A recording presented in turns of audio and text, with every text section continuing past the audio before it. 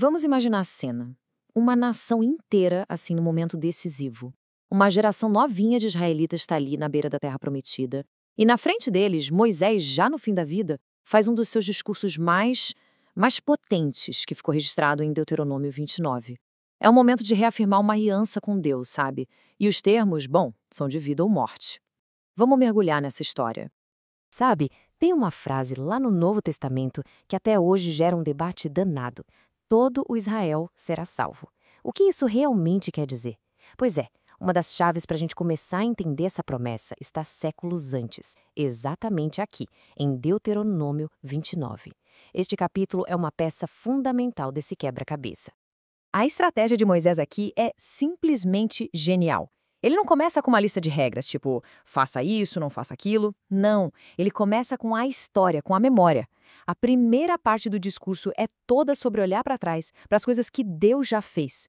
Ele está construindo uma base de confiança antes de pedir qualquer compromisso. O apelo dele é para a experiência direta. A ênfase é toda do que os olhos daquela gente viram, os milagres no Egito. Isso não era uma lenda antiga para eles, era uma realidade que aquela geração testemunhou. Era uma prova, assim, incontestável do poder e da fidelidade de Deus. E aí vem um detalhe que é, uau, impressionante. Pensa só, 40 anos andando pelo deserto, e as roupas e sandálias não se gastaram. É uma imagem muito específica, muito poderosa. Isso mostra uma provisão sobrenatural constante, um lembrete de todo dia de que o povo dependia totalmente de Deus. E a lista de provas continua, viu? A comida era sobrenatural, o maná. Não tinha pão e vinho, que são produtos da terra, mas o essencial nunca faltou. E não foi só sobrevivência, teve vitória também.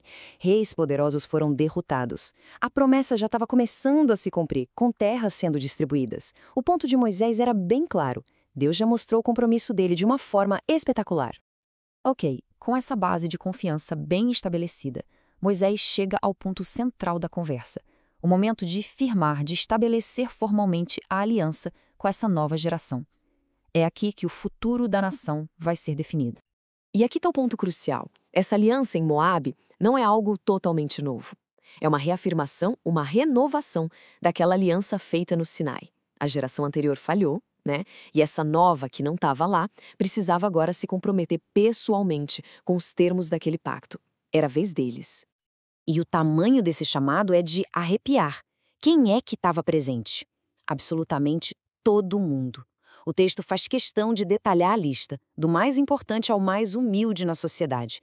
Líderes, crianças, mulheres e até os estrangeiros que faziam os trabalhos mais simples. A mensagem é radical. Essa aliança é para todo mundo, sem exceção. Ninguém fica de fora. E é aqui que o alcance do pacto se torna eterno.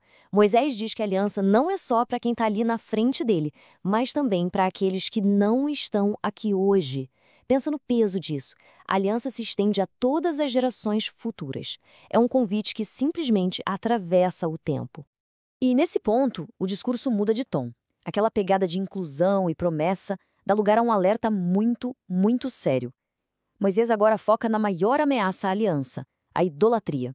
E a metáfora que ele usa para descrever o perigo dela é daquelas que a gente nunca mais esquece. O aviso é sobre uma raiz que produz a erva venenosa e amarga.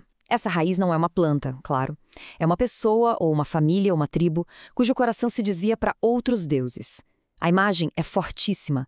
A idolatria começa pequena, escondida como uma raiz, mas o fruto dela pode envenenar e corromper a comunidade inteira. O texto, então, nos mostra um contraste chocante. A ilusão pessoal de um lado e a realidade divina do outro. A pessoa que se desvia pensa, vou ficar em paz mesmo seguindo o meu próprio caminho. Mas a resposta divina é imediata e severa. Para essa atitude, a ira de Deus se acende, e o perdão, diz o texto, não é uma opção. E o perigo não era só individual. Moisés amplia o foco para mostrar as consequências que seriam devastadoras para a nação inteira, caso a aliança fosse abandonada por todos. A retórica do Moisés aqui é sombria, é quase uma profecia. Ele pinta um quadro do futuro onde as próximas gerações e até gente de fora vão olhar para a terra de Israel, que estaria desolada, e fariam essa pergunta. A pergunta em si já revela a escala da catástrofe que ele estava prevendo.